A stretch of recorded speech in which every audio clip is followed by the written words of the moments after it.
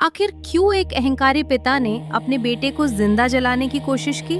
आइए जानिए पूरी कहानी। दैत्यराज हिरण्यकश्यपु का महल सोने से चमकता था, लेकिन उसके हृदय में घोर अहंकार और क्रोध भरा था।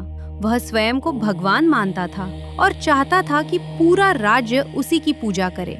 पर उसका पुत्र प्रहलाद बचपन से ही विष्णु का अनन्य भक्त था। उसकी छोटी सी वाणी में हर समय नारायण नारायण की ध्वनि गूंजती रहती।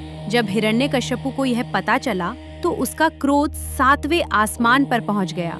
उसने प्रहलाद को समझाया, डांटा, डराया, पर बालक अडिग रहा। तब अत्याचारों की शुरुआत हुई। प्रहलाद को ऊंचे पहाड़ से नीचे फेंक दिया गया, पर वह सुरक्षित रहा क्योंकि भगवान ने उन्हें बीच में ही पकड़ लिया।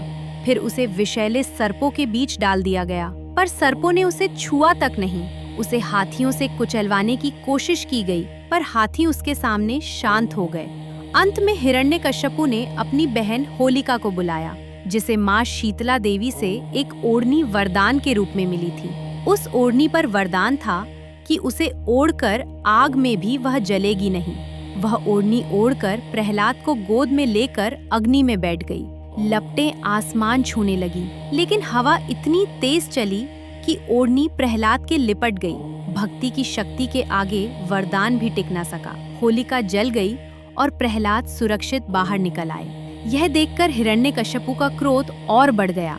उसने क्रोधित होकर खंभे की ओर इशारा किया और पूछा, क्या तेरा विष्णु इस खंभे में भी है? प्रहलाद ने शांत स्वर में कहा, हाँ, भगवान हर जगह हैं। तभी खंभा फटा और प्रकट हुए भगवान नरसिंह, आधे सिंह आधे मनुष्य। उन्होंने हिरण्यकश्यपु का अंत कर दिया और अपने भक्त की रक्षा की। यह कथा हमें सिखाती है, सच्ची भक्ति और विश्वास के आगे कोई अत्याचार टिक नहीं सकता। प्रहलाद की अडिग श्रद्धा आज भी साहस और आस्था का प्रतीक है।